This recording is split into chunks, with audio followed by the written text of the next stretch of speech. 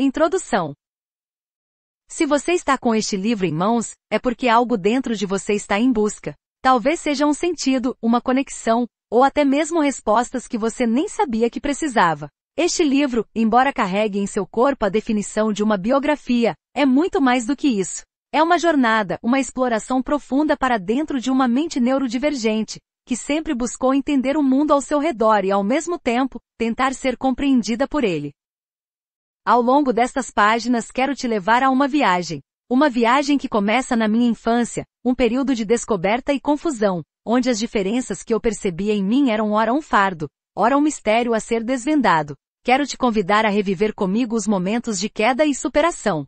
As minhas conquistas e todas as lições que vieram entre um extremo e outro. Há momentos em que você vai rir comigo, outros em que vai chorar, mas todos eles foram parte essencial da minha formação. Quando me propus a escrever este livro, percebi que ele seria mais do que um relato cronológico dos eventos da minha vida. Ele seria uma conversa. Uma conversa sincera, onde não há barreiras entre você, o leitor, e eu, o autor. Porque a minha história é também, de certa forma, a história de muitos. É a história de quem se sentiu deslocado, de quem buscou pertencer, de quem ousou se expressar apesar dos olhares de estranhamento. Quero que você saiba que cada palavra aqui escrita foi pensada com cuidado, com a esperança de que encontre em você um eco, uma fagulha de compreensão. Minha infância, por exemplo, foi um mosaico de desafios e epifanias. Eu não entendia porque pensava e sentia de forma diferente. As outras crianças corriam no pátio da escola, riam de piadas que eu não entendia e pareciam viver em um mundo que me escapava. Era como se houvesse um vidro invisível me separando dos outros. Ao mesmo tempo, havia uma chama dentro de mim, uma curiosidade insaciável, uma sede de compreender os mistérios do universo e principalmente da mente humana. Foi essa curiosidade que me levou a percorrer caminhos inusitados, a buscar respostas tanto fora quanto dentro de mim, caminhos que me moldaram, que me transformaram em quem sou hoje.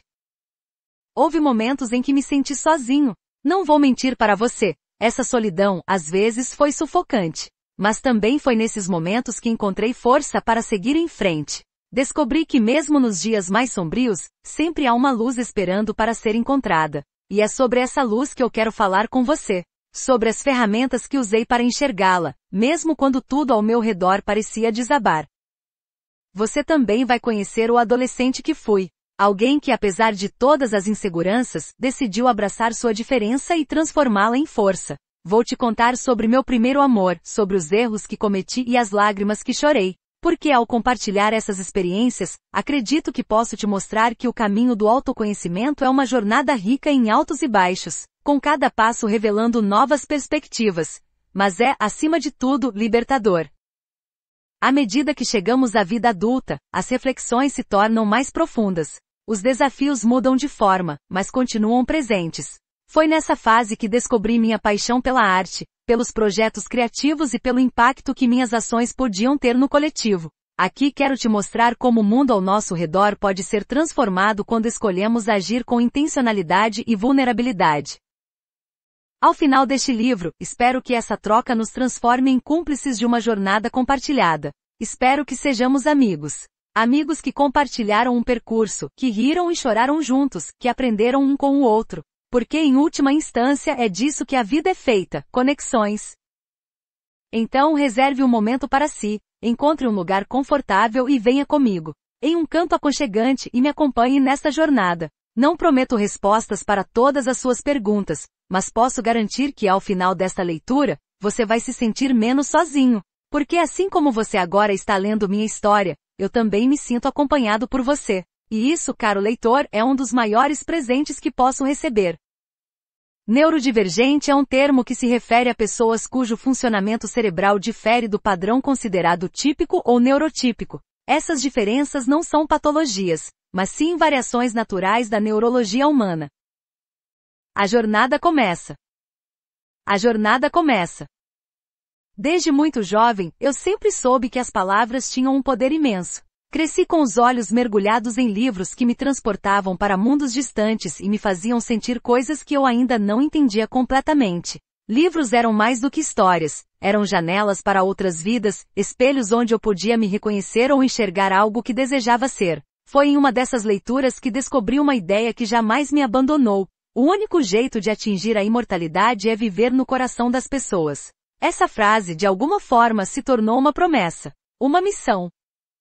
Este livro é a concretização desse sonho, não por ambição de fama ou glória, mas por um desejo genuíno de compartilhar aquilo que vivi, senti e aprendi.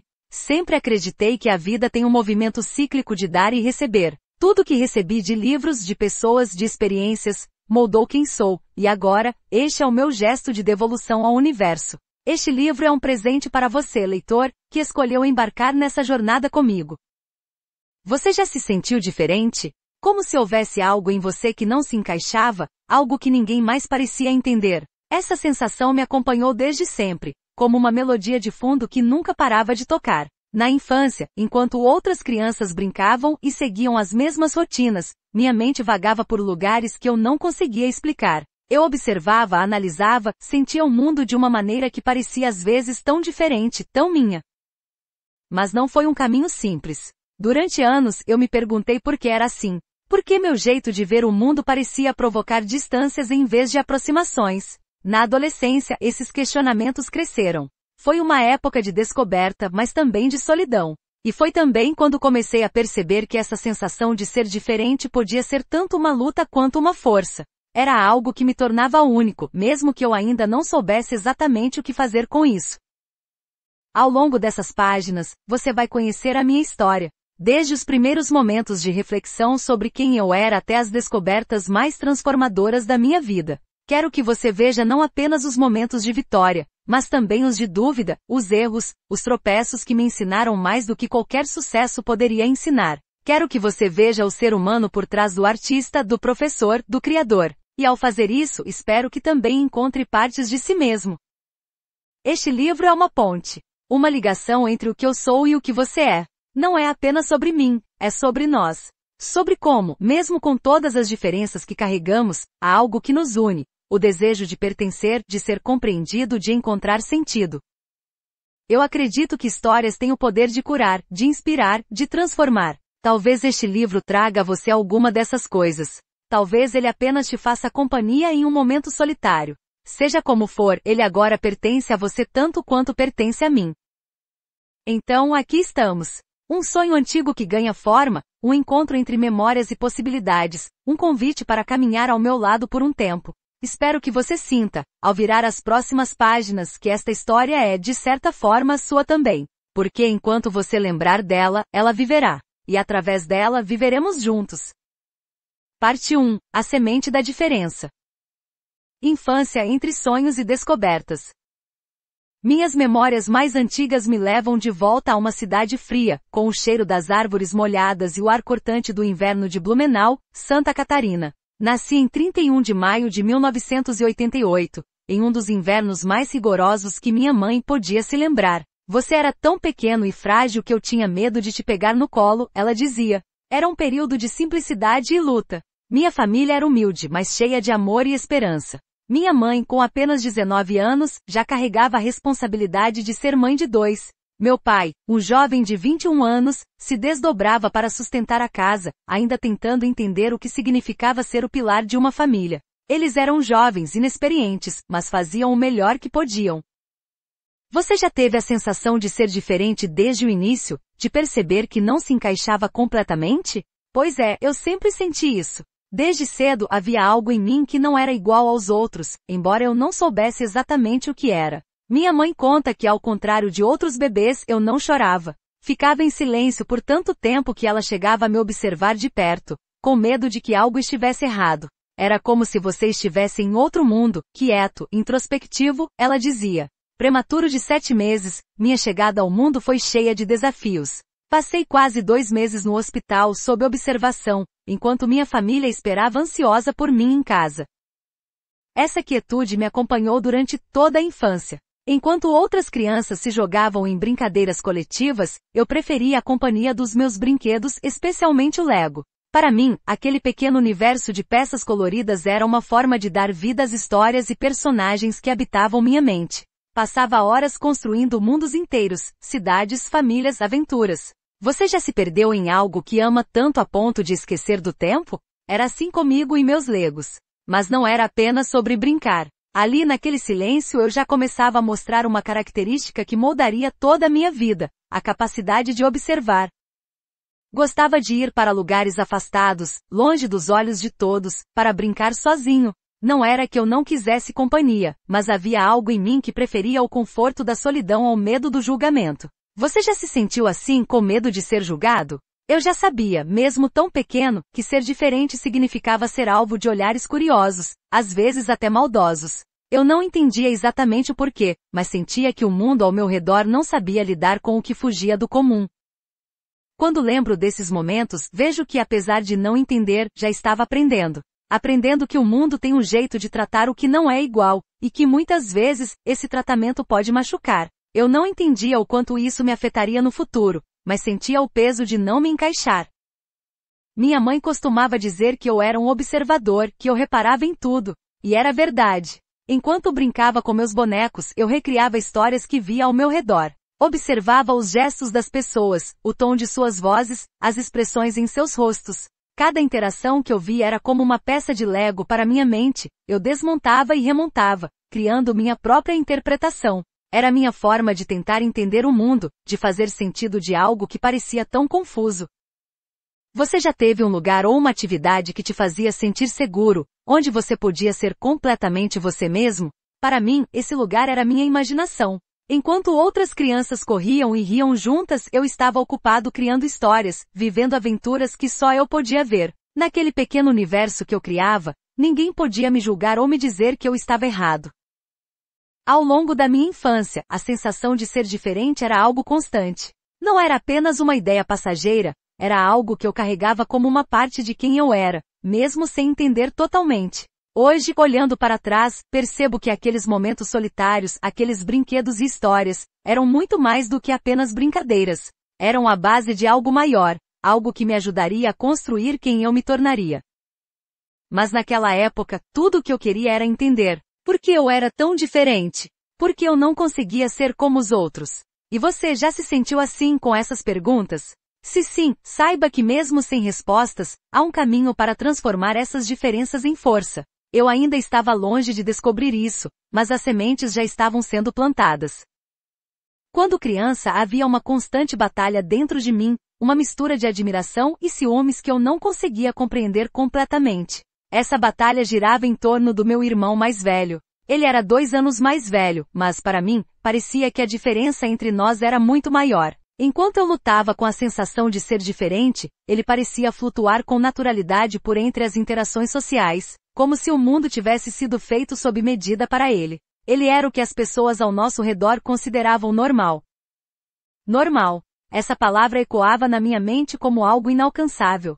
Meu irmão interagia com as pessoas de uma forma que eu simplesmente não conseguia imitar. Ele brincava com outras crianças sem hesitação, ria alto, fazia amigos facilmente e parecia sempre saber o que dizer. Eu, por outro lado, preferia o silêncio, as brincadeiras solitárias, os mundos que eu criava na minha imaginação. Você já se comparou a alguém tão profundamente que começou a duvidar do seu próprio valor? Eu fazia isso o tempo todo. Naquele ambiente familiar, onde nosso mundo se resumia à casa simples e às pequenas rotinas do dia a dia, comecei a perceber uma dinâmica que me incomodava. Meu irmão parecia ter uma conexão especial com minha mãe, algo que eu via como espontâneo e natural. Eles riam juntos, compartilhavam momentos que aos meus olhos infantis, pareciam inacessíveis para mim. Eu ficava observando de longe, tentando decifrar o que eu estava fazendo de errado. Por que parecia tão fácil para ele? Será que minha mãe o amava mais? Essa pergunta, mesmo nunca verbalizada, pesava em minha mente como uma nuvem constante. Comecei a testar minha mãe. Não era algo consciente na época, mas olhando para trás, vejo como eu fazia de tudo para chamar sua atenção. Era como se eu precisasse de provas concretas de que ela me amava tanto quanto amava meu irmão. Às vezes era algo simples, como pedir ajuda em uma tarefa que eu sabia fazer sozinho. Outras vezes, criava situações em que precisava de consolo ou elogio. Qualquer coisa que me garantisse, mesmo que por um momento, que eu era tão importante quanto ele. Você já precisou de uma confirmação tão desesperada que acabou testando os limites de alguém que amava? Essa necessidade de atenção não era algo que eu entendia na época. Só sentia um vazio, uma inquietação. Era como se eu estivesse tentando preencher um espaço que não sabia de onde vinha, mas que parecia sempre estar lá. Minha mãe, claro, fazia o possível para equilibrar o amor entre nós dois. Ela era jovem, com apenas 19 anos quando eu nasci, e estava aprendendo a ser mãe enquanto vivia as dificuldades de uma vida simples e cheia de desafios. Mas eu era um observador atento, e pequenos gestos que provavelmente passavam despercebidos para os outros tinham um impacto profundo em mim. Se ela passasse alguns minutos a mais ajudando meu irmão com a lição de casa, eu interpretava isso como favoritismo. Se ela risse mais das piadas dele, aquilo parecia confirmar minhas suspeitas. Esses momentos moldaram minha forma de enxergar o mundo e as relações. Comecei a acreditar que precisava me esforçar mais, ser mais normal, para conquistar o amor e a atenção das pessoas. Mas o que é ser normal? E por que parecia tão impossível para mim? Houve uma noite em particular que ficou gravada na minha memória. Eu devia ter uns 6 anos, e estávamos todos na sala depois do jantar. Meu irmão contava uma história engraçada sobre algo que aconteceu na escola, e minha mãe estava rindo, aquele riso genuíno que ilumina qualquer ambiente. Eu, sentado em um canto, observava. Sentia um nó no peito, uma mistura de inveja e tristeza que eu não sabia como expressar. Então, de repente, inventei uma história. Algo completamente falso, mas que achei que poderia chamar a atenção dela. Eu também fiz algo engraçado na escola hoje, interrompi minha voz hesitante. Todos olharam para mim, e eu continuei, inventando uma situação que nunca aconteceu. Minha mãe sorriu e ouviu atentamente, mas meu irmão, sendo mais velho e talvez mais perceptivo, notou que eu estava inventando. Ele riu, mas não de um jeito maldoso, e disse, isso nunca aconteceu, não é? Naquele momento senti o chão se abrir. Minha mãe, para minha surpresa, apenas sorriu e disse, não importa se aconteceu ou não. Eu adoro quando você compartilha coisas comigo. Ela me abraçou e por um instante, o peso saiu dos meus ombros. Mas esses momentos de alívio eram raros. A maior parte do tempo, eu me comparava constantemente ao meu irmão. Ele era mais falante, mais carismático, e parecia saber exatamente como conquistar a aprovação das pessoas. Eu, por outro lado, sentia que estava sempre tentando encontrar meu lugar. Será que você já se sentiu assim, como se estivesse sempre em segundo plano, tentando ser notado? É uma sensação que marca, que molda como enxergamos a nós mesmos. Com o passar do tempo, comecei a perceber que essa comparação constante não era apenas sobre meu irmão ou minha mãe. Era sobre mim, sobre como eu me via e como sentia que o mundo me via. Eu estava lutando para me aceitar, para encontrar um lugar onde pudesse ser eu mesmo sem medo de ser rejeitado ou de não ser suficiente. Esses primeiros anos da infância me ensinaram muito sobre mim mesmo, mesmo que de forma inconsciente. Eu estava aprendendo que o amor não precisa ser dividido ou comparado, que existe espaço suficiente para todos. Mas essa compreensão só viria muito mais tarde. Naquela época eu ainda era apenas uma criança tentando entender onde me encaixava no mundo, tentando encontrar meu próprio lugar ao sol. Desde muito cedo, minha relação com o aprendizado foi uma mistura de fascínio e frustração. Havia algo mágico em descobrir o mundo através das aulas, mas também um sentimento constante de inadequação. Quando a professora escrevia no quadro, eu olhava com atenção, tentando acompanhar a sequência de palavras e números que surgiam como mágica. Mas ao tentar reproduzir o que estava lá, era como se minha mão não obedecesse à minha mente. Eu sabia o que queria escrever, mas entre o pensamento e a execução, algo parecia se perder. Você já sentiu como se sua mente fosse rápida demais para o resto do seu corpo? Como se você estivesse sempre correndo em uma direção, mas alguma parte de você ficasse para trás. Era exatamente assim que eu me sentia. Eu tinha ideias, pensamentos, conexões rápidas entre o que estava aprendendo e o mundo ao meu redor, mas quando tentava traduzi-las em palavras escritas, o resultado era frustrante. As letras saíam desajeitadas, as palavras muitas vezes erradas, como se o papel estivesse zombando de mim.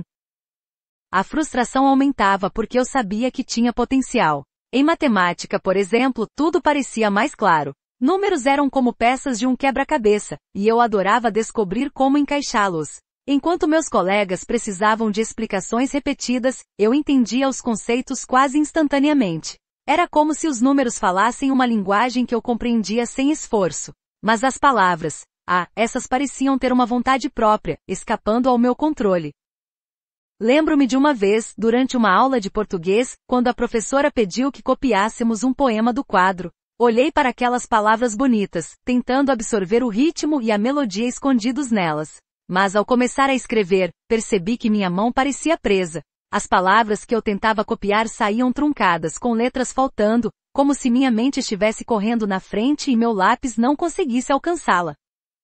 Você já sentiu esse tipo de desconexão? Essa sensação de que sabe o que precisa fazer, mas alguma coisa simplesmente não funciona? Naquele dia, ao final da aula, olhei para o meu caderno e senti um nó na garganta. Meu poema parecia uma versão distorcida do que estava no quadro, cheio de erros e rabiscos. Enquanto isso, os cadernos dos meus colegas pareciam impecáveis, como se tivessem sido copiados por mãos mágicas.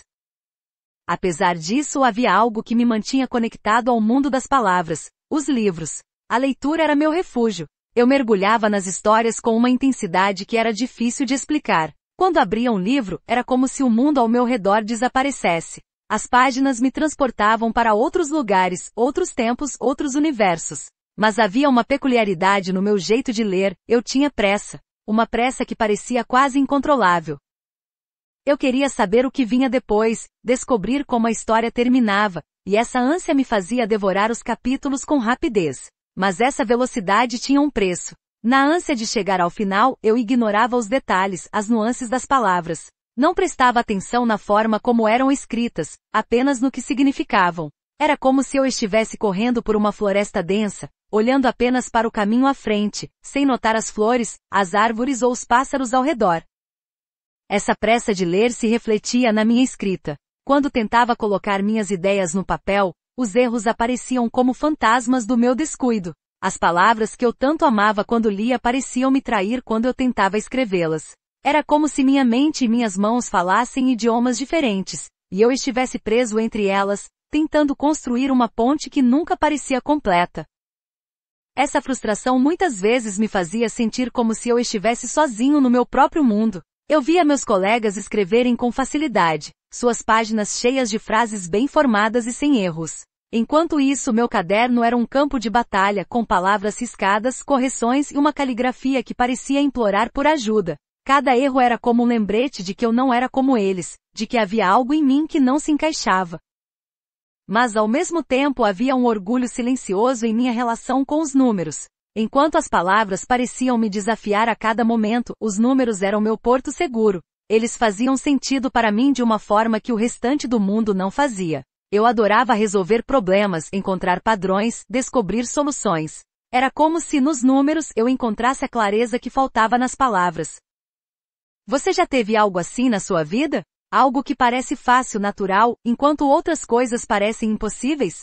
Para mim, essa dualidade era constante. Enquanto brilhava em matemática, sentia que falhava na escrita. Enquanto mergulhava nos livros, percebia que não conseguia levar o que aprendia para o papel. Era uma luta constante, mas também uma jornada de autodescoberta. Com o tempo percebi que essa mistura de fascínio e frustração estava moldando quem eu era. Cada dificuldade me desafiava a encontrar novas formas de me expressar, enquanto cada conquista me dava uma pequena dose de confiança. E mesmo nos momentos mais difíceis havia algo dentro de mim que me dizia para continuar, para não desistir. Hoje, olhando para trás, vejo que essas experiências foram mais do que desafios. Elas foram lições, ensinando-me a persistir, a encontrar beleza nas imperfeições e a entender que cada erro era uma oportunidade de aprender. Afinal, a jornada de cada um é única, e é nas diferenças que encontramos nossas maiores forças. Medo de ser descoberto. Desde muito pequeno, eu sentia o peso invisível de ser diferente. Não sabia explicar exatamente o porquê, mas estava sempre lá, uma sensação constante de que eu era um passo fora de compasso com o resto do mundo. Esse sentimento se manifestava com maior intensidade em situações que exigiam algo de mim na frente dos outros. Falar em público, por exemplo, era uma espécie de pesadelo acordado. Você já sentiu esse frio na barriga ao saber que todas as atenções estavam voltadas para você? Esse momento em que parece que o mundo inteiro está esperando, ansioso por um erro seu, por uma fraqueza a ser revelada? Para mim, era exatamente assim. Toda vez que a professora chamava meu nome, o tempo parecia parar. Eu olhava para o quadro negro ou para o caderno, mas minhas mãos começavam a suar, minha garganta apertava, e meu coração acelerava como se quisesse escapar do meu peito. Na sala de aula, eu observava as outras crianças com uma mistura de fascínio e inveja. Elas pareciam tão naturais, tão confiantes. Quando levantavam a mão para responder, suas palavras saíam com facilidade, como se fosse a coisa mais simples do mundo. Algumas gaguejavam ou riam, mas mesmo isso parecia fazer parte de um encanto que eu não possuía. Para mim, cada palavra era uma batalha interna. Será que vai soar estranho? Será que alguém vai perceber como sou diferente? Será que vão rir de mim? Essa insegurança não era algo que eu podia explicar para os outros, e talvez nem mesmo para mim naquela época. Só sabia que precisava fazer algo. Então desenvolvi uma estratégia que de certa forma me acompanharia pela vida, a observação. Estudei as outras crianças como se fossem personagens de um livro. Reparava em como elas gesticulavam, no tom de voz que usavam, nos momentos exatos em que riam ou faziam pausas. Eu absorvia tudo como uma esponja, mas a parte mais desafiadora vinha depois. Chegando em casa, longe dos olhos de todos, eu colocava em prática o que havia aprendido. Sozinho no meu quarto, repetia falas e gestos que havia visto durante o dia. Criava pequenos ensaios onde eu era, finalmente, uma criança como as outras. Como você está? Eu perguntava para um espelho imaginário, tentando reproduzir o tom exato de um colega que tinha muitos amigos. Depois, respondia para mim mesmo, treinando uma risada ou uma expressão de surpresa. O espelho era o meu confidente, o único lugar onde eu podia experimentar sem medo de julgamento. Mas apesar do esforço, algo sempre parecia faltar. Não importa o quanto eu treinasse, não conseguia evitar a sensação de que, quando chegasse a hora de verdade, eu seria descoberto. Descoberto como um menino que não sabia agir como os outros, que não falava como eles, que não era como eles. Essa ideia me perseguia, uma sombra constante em tudo o que eu fazia. E talvez você, lendo isso, já tenha sentido algo parecido. Alguma vez tentou se encaixar em um lugar onde parecia que todos tinham um manual secreto, menos você? Havia momentos em que a pressão se tornava quase insuportável, como em um dia específico durante a aula de português. A professora pediu que cada aluno lesse uma frase do livro que estávamos usando. A turma ia passando pelas carteiras, um por um, e cada vez que um aluno terminava, eu sentia que minha vez estava mais próxima. Meu coração batia tão forte que eu me perguntava se os outros conseguiam ouvir. Quando finalmente chegou minha vez, levantei-me devagar, segurando o livro com tanta força que minhas mãos tremiam. As palavras na página pareciam se embaralhar. Eu sabia o que devia dizer, sabia como as palavras soavam na minha cabeça, mas minha boca parecia travada. Quando finalmente consegui falar, a voz saiu baixa e hesitante. Alguns colegas riram, e aquela risada ecoou dentro de mim como um trovão. A professora tentou me incentivar, mas eu mal ouvia o que ela dizia. Tudo o que eu queria era voltar para o meu lugar, desaparecer na cadeira e me tornar invisível. Depois daquela aula, decidi que precisava treinar mais. Passei a criar cenários completos na minha cabeça, como se fosse um ator ensaiando para uma grande apresentação. No entanto, não importava o quanto eu me preparasse, o medo nunca ia embora. Ele era meu companheiro constante, sussurrando que eu nunca seria bom o suficiente, que todos sempre notariam algo errado.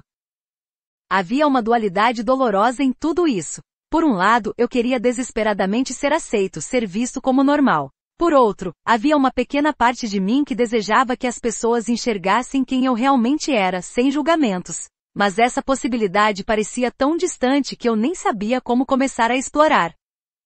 Hoje, olhando para trás, vejo que esses momentos foram mais do que episódios de insegurança. Foram capítulos de aprendizado. Cada vez que tentava imitar os outros, não estava apenas buscando aceitação, estava aprendendo sobre mim mesmo, sobre meus limites e também sobre minhas forças. Descobri, por exemplo, que minha capacidade de observar e entender as pessoas era algo raro, uma habilidade que mais tarde me ajudaria de formas que eu jamais poderia imaginar.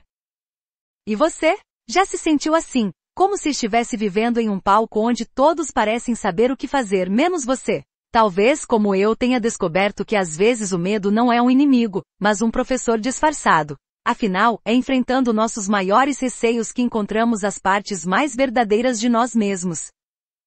Foto com meu irmão mais velho, sempre fica tenso quando me pediam para fazer alguma demonstração de afeto. A descoberta do neurodivergente. Muito cedo na minha vida percebi algo que não sabia nomear, mas que me acompanhava em cada gesto, pensamento e sentimento. Eu era diferente. Não era apenas uma questão de ser ou não como os outros. Era um profundo sentimento de desencontro com o que parecia ser a norma do mundo ao meu redor. Enquanto outras crianças corriam, riam e interagiam com a facilidade de quem parece pertencer, eu sentia como se estivesse fora de sintonia, como se minha presença fosse uma nota dissonante em uma melodia que todos os outros sabiam de cor. Você já se sentiu assim? Como se houvesse uma parede invisível entre você e os outros, um limite que ninguém parece enxergar, mas que você sente intensamente? Desde muito pequeno, essa sensação era minha companheira constante. Eu aprendia de forma diferente, pensava de forma diferente e, acima de tudo, sentia de forma diferente. Minhas emoções não vinham em tons suaves ou contidas. Eram ondas gigantes que me arrastavam, muito mais intensas do que as das pessoas ao meu redor. Mas o que mais me intrigava é que em outros momentos eu não sentia nada. O que deveria me emocionar ou envolver passava por mim como vento, deixando apenas um vazio desconfortável. Essa contradição entre sentir demais e não sentir nada me fazia questionar se eu estava errado, se havia algo em mim que precisava ser consertado. E você, alguma vez já se sentiu como se suas emoções fossem um mistério que nem mesmo você podia desvendar? Eu me perguntava constantemente por que era assim.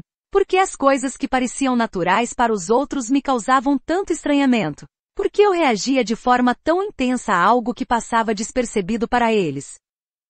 Havia momentos em que minha diferença era um fardo evidente. Na escola, por exemplo, enquanto meus colegas respondiam perguntas ou apresentavam trabalhos com uma naturalidade que eu admirava, meu coração disparava, e eu sentia um calor subir pelo rosto. Era como se ao abrir a boca, eu estivesse expondo algo profundo e pessoal que o mundo não estava pronto para ver. Mas não era apenas o falar em público. Minha mente parecia funcionar em uma lógica diferente. Quando aprendia algo novo, minha mente se enchia de possibilidades, como uma árvore que ramifica infinitamente. Mas quando tentava traduzir isso em palavras ou ações, sentia como se estivesse preso em um labirinto sem saída. Você já se sentiu como se sua mente estivesse correndo à frente de seu corpo, como se houvesse um desequilíbrio entre o que pensa e o que consegue expressar? Eu vivia essa experiência diariamente. Era frustrante e ao mesmo tempo intrigante. Havia um mundo inteiro dentro de mim, cheio de ideias, imagens e sentimentos, mas encontrar uma forma de compartilhá-lo era um desafio constante. Em casa, minha família fazia o melhor que podia para entender. Minha mãe, com sua sensibilidade natural, percebia que eu precisava de espaço e paciência, mas nem sempre sabia como lidar com isso. Meu pai, mais prático e direto, frequentemente tentava me incentivar a ser como os outros. Por que você não vai brincar com as outras crianças? Ele perguntava. E eu não tinha uma resposta. Não era que eu não quisesse, era que muitas vezes, simplesmente não conseguia. Algo dentro de mim me impedia, como se houvesse uma barreira invisível que eu não sabia como atravessar. Expondo algo profundo e pessoal que o mundo não estava pronto para ver. Mas não era apenas o falar em público. Minha mente parecia funcionar em uma lógica diferente. Quando aprendia algo novo, minha mente se enchia de possibilidades, como uma árvore que ramifica infinitamente. Mas quando tentava traduzir isso em palavras ou ações, sentia como se estivesse preso em um labirinto sem saída.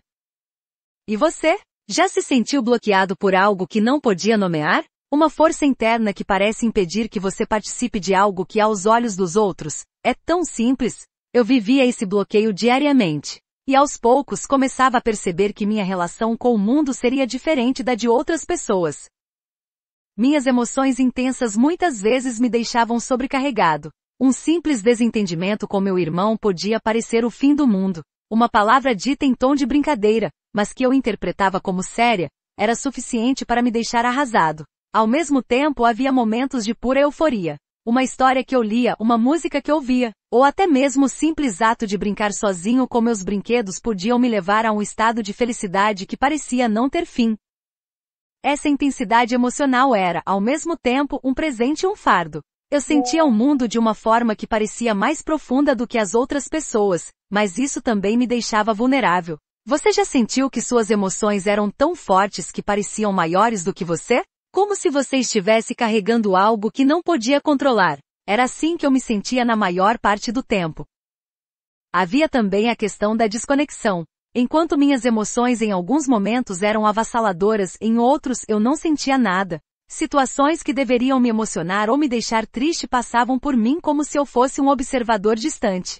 Isso me deixava confuso e às vezes culpado. Porque eu não conseguia reagir como os outros. Porque parecia haver um vazio onde deveria haver sentimento. Esses momentos de desconexão eram difíceis de explicar para quem estava ao meu redor. Minha família, meus colegas, meus professores, todos pareciam esperar que eu reagisse de uma certa forma, mas eu simplesmente não conseguia. Isso me fazia sentir ainda mais diferente, ainda mais isolado. Mas ao mesmo tempo, comecei a perceber algo importante. Minha forma de sentir e pensar podia ser diferente, mas também era única. Havia uma beleza em ver o mundo de uma maneira que outros não viam. Minhas emoções intensas me permitiam enxergar nuances que passavam despercebidas para os outros. Minha desconexão, embora dolorosa, me dava uma perspectiva que me ajudava a entender o mundo de uma forma diferente. E você? Já encontrou beleza naquilo que faz você diferente? Talvez, como eu, você esteja descobrindo que ser diferente não é uma fraqueza, mas uma força. Que mesmo nos momentos mais difíceis, existe algo único e valioso em ser quem você é. Na época eu não tinha um nome para o que eu era, mas comecei a entender que eu deveria aprender comigo, aprender meus padrões, para que me entendendo eu pudesse decifrar como aprender, como agir na frente das outras pessoas, eu criava códigos e regras, e comecei a entender que eu podia levar meu corpo e minha mente para lugares que outras pessoas não conseguiam. Foi nessa época que comecei a ver meu corpo como uma máquina e que eu só tinha que decifrar os códigos de como ela funcionava naquela época. Eu não sabia o que eu era. Não tinha um nome, uma explicação ou mesmo alguém para apontar o caminho. Tudo que eu sabia era que eu era diferente. Era uma diferença que não se via no espelho, mas que eu sentia a cada interação, a cada tentativa frustrada de ser como os outros. Era uma diferença que me fazia observar o mundo de um lugar silencioso, como se estivesse sempre do lado de fora, olhando para dentro. Mas com o tempo comecei a perceber algo importante. Se ninguém podia me explicar, eu teria que aprender por conta própria. Esse entendimento não veio como uma revelação grandiosa, mas sim como uma sucessão de momentos em que me vi forçado a enfrentar as dificuldades que me rodeavam. Aprender a conviver comigo mesmo tornou-se uma tarefa urgente. Eu precisava descobrir meus próprios padrões, decifrar o funcionamento da minha mente e do meu corpo. Você já teve a sensação de estar sozinho em um desafio que parece maior do que você? Como se o mundo ao seu redor falasse uma língua que você não compreendia. Foi assim que comecei a olhar para mim mesmo como um enigma, um quebra-cabeça que eu precisava resolver. A cada dia, a cada situação, eu observava minhas reações, minhas respostas. O que me deixava ansioso? Por que meu coração acelerava em certos momentos? O que eu podia fazer para acalmar minha mente quando o caos parecia tomar conta? Aos poucos, percebi que precisava de estratégias, de pequenos sistemas que me ajudassem a navegar por um mundo que não parecia feito para mim. Criei códigos e regras. Coisas simples no início, contar até 10 antes de entrar em uma sala cheia de gente, respirar fundo e lento antes de falar, praticar mentalmente cada frase que eu queria dizer. Esses pequenos códigos eram como degraus em uma escada que eu estava tentando subir, um passo de cada vez. Mas não era fácil. Cada falha parecia me puxar para baixo, me lembrando que eu ainda não tinha encontrado todas as respostas. Quando minhas mãos tremiam ou quando minha mente congelava na frente de uma situação nova, a sensação de incapacidade era esmagadora. Era como tentar ajustar um relógio com as engrenagens fora do lugar. Por mais que eu quisesse, parecia que algo sempre escapava.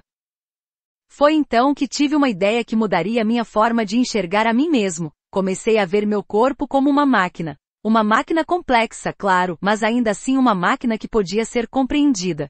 Se eu conseguisse encontrar os códigos certos, as combinações corretas, talvez pudesse operar essa máquina de forma mais eficiente.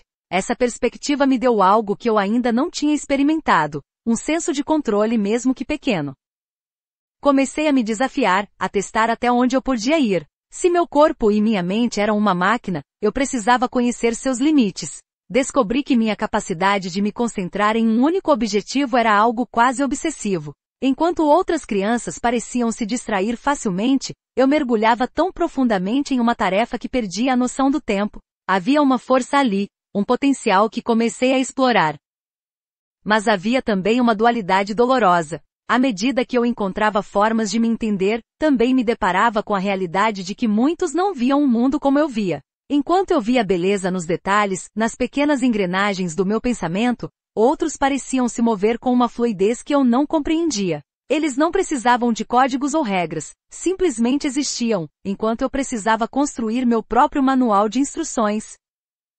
Houve momentos de vitória, mas também houve momentos de frustração. Lembro-me de uma tarde em que tentei participar de uma conversa em grupo na escola. Eu tinha ensaiado o que dizer, havia repetido mentalmente cada palavra, mas quando abri a boca, as palavras saíram tropeçando umas nas outras. O grupo riu não de forma cruel, mas aquilo foi suficiente para me fazer recuar. Naquele dia voltei para casa decidido a ajustar meu código, a entender o que havia dado errado. E assim, lentamente comecei a entender que minha diferença não era apenas um peso, era também uma possibilidade. Se eu conseguisse decifrar como meu corpo e minha mente funcionavam, talvez pudesse ir a lugares que outras pessoas nem imaginavam. Essa ideia me deu esperança, mesmo nos dias em que tudo parecia